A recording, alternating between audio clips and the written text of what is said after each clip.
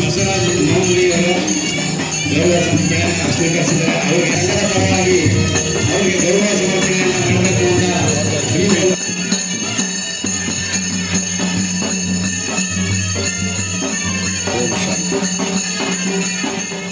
ಮಂತ್ರಿಗಳು ಇದನ್ನು ಸುಮಾರು ಸಾರಿ ಹೇಳಿದ್ದಾರೆ.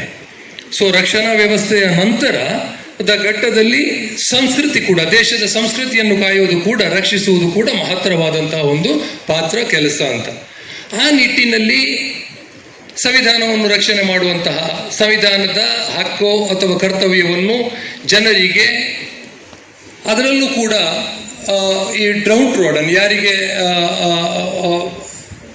ಬಡವರಿಗೋ ದೀನರಿಗೋ ಇಂಥವರಿಗೆ ಈ ಸಂವಿಧಾನದ ಹಕ್ಕು ಕರ್ತವ್ಯಗಳನ್ನು ತಿಳಿಯಪಡಿಸುವಂತಹ, ಅವರ ರಕ್ಷಣೆಯನ್ನು ಕಾಯುವಂತಹ ವಕೀಲರುಗಳು ಇಂದು ಈ ಸಂಸ್ಕೃತಿಯನ್ನು ಉಳಿಸುವ ನಿಟ್ಟಿನಲ್ಲಿ ಹೊರಟದ್ದಂತೂ ಇದು ಖಂಡಿತ ದೇಶದ ಒಂದು ಉದ್ಧಾರಕ್ಕೂ ಕೂಡ, ದೇಶದ ಹಿತ ಕಾಯುವಲ್ಲಿ ಕೂಡ ಒಂದು ಮುಖ್ಯವಾದಂತಹ ಪಾತ್ರ ಆಗಿದೆ. ಎಲ್ಲರನ್ನು ಮತ್ತೊಮ್ಮೆ ಅಭಿನಂದಿಸ್ತಾ, ನಾನು 2:30 ಗಂಟೆಗೆ ಮತ್ತೆ ನಾನು ಕೋರ್ಟಿಗೆ ಹೋಗಬೇಕು ಗೊತ್ತಿದೆ. ಸೊ ಪ್ರಾಣೇಶ್ ಅವರ ದೇವರಾಜ್ ಅವರು ಬಂದಿದ್ದಾರೆ. ನಾವು ಚಿಕ್ಕವರಿರುವಾಗ ಹಲವಷ್ಟು ಸಿನಿಮಾಗಳನ್ನು ನೋಡಿದ್ದೇವೆ. ದೇವರಾಜ್ ಅವರಂತ ಹೇಳಿದ್ರೆ ಭಾರಿ ವಿಲನ್ ರೋಲ್ ಮಾಡಿದರೆ ಅದರಲ್ಲೂ ಕೂಡ ಒಂದು ಟೈಮಲ್ಲಿ ಅಂಥದ್ದು. ಆ ನಂತರದ ಮತ್ತೆ ಕೆಲವೊಂದು ರೋಲ್ಗಳಲ್ಲಿ ಪೊಲೀಸ್ ಆಫೀಸರ್ಸ್ ಅದು ಇದು ತುಂಬ ರೋಲ್, ಅದನ್ನು ನೋಡಿದ್ದೇನೆ ನಾನು. ಅದ್ಭುತವಾದಂತಹ ಕಲಾವಿದ ಅಂತ ಆ ಕಲಾವಿದರು. ಇಂಥವರು ನಮ್ಮ ಈ ಸಂಘಕ್ಕೆ ಬಂದದ್ದಕ್ಕೆ ನಾನು ಅವರನ್ನು ವೈಯಕ್ತಿಕ ನೆಲೆಯಲ್ಲಿ ಅಭಿನಂದಿಸ್ತೇನೆ. ಮತ್ತೊಬ್ಬರು ನಮ್ಮ ಪ್ರಾಣೇಶ್ ಅವರು ಅವರ ಇವತ್ತು ನಾನು ಮಾತುಗಳನ್ನು ಕೇಳಲಿಕ್ಕೆ ನನಗೆ ಸಾಧ್ಯತೆ ಆಗ್ತಾ ಇಲ್ಲ, ಹೊರಡಬೇಕು. ಒಂದು ಸ್ವಲ್ಪ ಹೊತ್ತು ಕೇಳ್ತಾ ಇದ್ದೆ ನಾನು. ಯಾವಾಗಲೂ ಹೇಳೋರು, ನಾನು ಸೌತ್ ಕೇಂದ್ರದ ಮೂಲದವ ಆದದ್ರಿಂದ ನನಗೆ ಇದು ನೆನಪಾಗ್ತಾ ಇದೆ. ಯಾವಾಗಲೂ ಅವರ ಭಾಷಣದಲ್ಲಿ ಹೇಳೋರು, ಸೌತ್ ಕೇಂದ್ರಕ್ಕೆ ಹೋದರೆ ನಾನು ಮಾತಾಡಿದರೂ ಜನ ನಗಾಡೋದಿಲ್ಲ, ಮತ್ತು ಅವರಿಗೆ ಬೈಲಿಕ್ಕೂ ಬರಲ್ಲ, ಇದನ್ನು ಹೇಳ್ತಾ ಇರ್ತಾರೆ ಯಾವಾಗಲೂ. ಯಾವುದೋ ಒಂದು ತುಳು ಡ್ರಾಮಾ ನೋಡಿದೆ ಸೌತ್ ಕೇಂದ್ರದ ಕಲಾವಿದರಿಂದ. ಅದರಲ್ಲಿ ಒಂದು ಸ್ವಲ್ಪ ಕೆಲವು ಬೈಗುಳ ಶಬ್ದಗಳೆಲ್ಲ ಇತ್ತು. ನನಗೆ ಆಯಿತು, ಯಾಕೋ ಪ್ರಾಣೇಶ್ ಅವರಿಂದ ಒಂದು ಸ್ವಲ್ಪ ಪ್ರೇರೇಪಿತರಾಗಿದ್ದಾರೆ, ಸ್ವಲ್ಪ ಬೈಯುವುದನ್ನು ಕಲ್ತಿದ್ದಾರೆ ಅಂತ. ಮಾತು ಪ್ರಾಣೇಶ್ ಅವರಿಗೂ ಈ ಸಂದರ್ಭದಲ್ಲಿ ನನ್ನ ವೈಯಕ್ತಿಕ ಅಭಿನಂದನೆಗಳನ್ನು ಸಲ್ಲಿಸ್ತಾ, ಎಲ್ಲರಿಗೂ ನಾನು ಇನ್ನು ಜಾಸ್ತಿ ಮಾತಾಡಲಿಕ್ಕೆ ಹೋಗಲ್ಲ.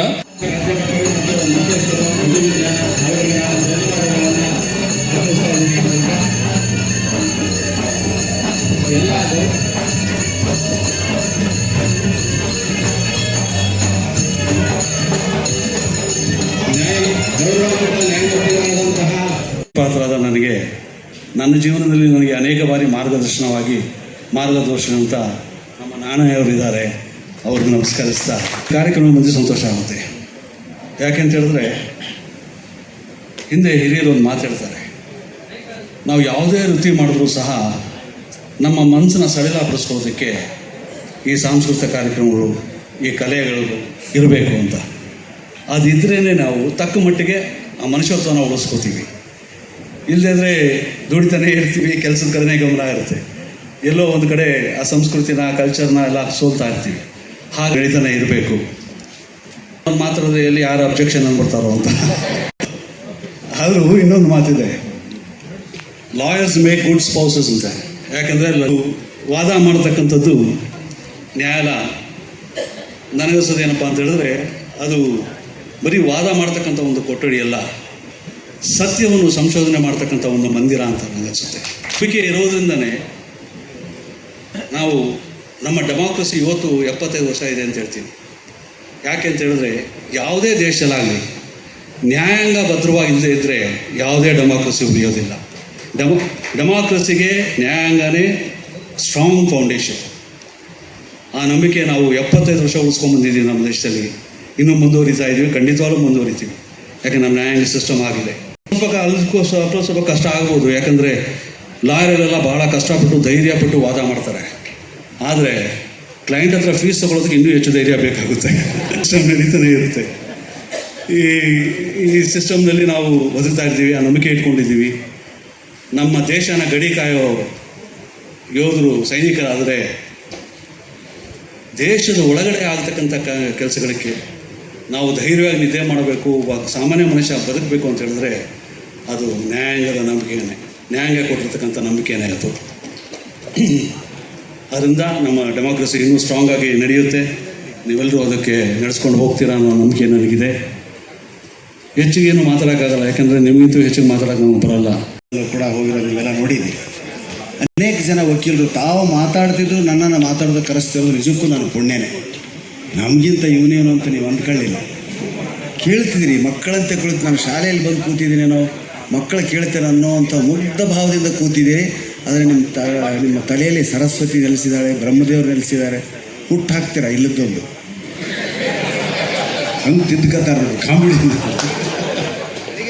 ಅದಕ್ಕೆ ಗಲಾಟೆ ಬಿತ್ತಂತು ಸರ್. ಯಾರು ಹೆಚ್ಚು, ಪೊಲೀಸ್ ಹೆಚ್ಚ, ಡಾಕ್ಟ್ರ್ ಹೆಚ್ಚ, ವಕೀಲ್ ಹೆಚ್ಚ? ಎದ್ದು ನಿಂತ ವಕೀಲ್, ನಾನು ಹೆಚ್ಚು. ಎಂಥದೇ ಕೊಲೆ ಮಾಡಿ ಬಂತೀನಿ ನಾನು. ಹಾಂ, ಪೊಲೀಸ್ ಹೇಳಿದಂತೆ ಬಡ್ಡಿ ಮಗನಿ ಏನು ವಾದ ಮಾಡಿದ್ರು ನಾನು ಏನಾದರೂ ಒಂದು ಇಟ್ಬಿಟ್ಟೆ ಅಂದರೆ ಪ್ರೂಫ್ ತೋರಿಸ್ಬಿಟ್ರೆ ಮುಗೀತು, ನಾನು ಒಳಗೆ ಹಾಕ್ತೀನಿ ಅಂತ ಅವನು ಹೇಳಿದ್ದ. ಇವನು ಮಾತಾಡಿ ಅವ್ರನ್ನ ಬಿಡಿಸ್ತೀನಿ ಅಂತ ನೀವು ಹೇಳಿದ್ರಿ. ಈ ಡಾಕ್ಟ್ರನ್ನ ನೋಡಿ ಮೂರು ಜನ ಫ್ರೆಂಡ್ಸ್ ಅವ್ರು ಮಾತಾಡ್ತಾ ಹೋಗಿದ್ರು. ನಾನು ಫಸ್ಟು ಕಡೆಗೆ ಪೊಲೀಸ್ ಆಯಿತು, ವಕೀಲಾಯಿತು, ಡಾಕ್ಟ್ರು ನಿಂದೇನಿಲ್ಲ ಕಣಯ್ಯ, ಅವನು ಒದ್ದೊಳಗೆ ಹಾಕ್ತಾನೆ, ನಾನು ವಾದ ಮಾಡಿ ಬಿಡಿಸ್ಕೊಂಡು ಬರ್ತೀನಿ. ನೀನು ನೋಡು ಏನು ಉಪಯೋಗ ಇಲ್ಲ ಅಂದರೆ ಡಾಕ್ಟ್ರನ್ನಂತೆ. ಈ ಥರ ಮಾಡೋದಕ್ಕೆ ನಿಮ್ಮಿಬ್ಬರಿಗೂ ತಲೆ ಕೆಟ್ಟಿದೆ ಅಂತ ನಾನು ಸರ್ಟಿಫಿಕೇಟ್ ಕೊಟ್ಟರೆ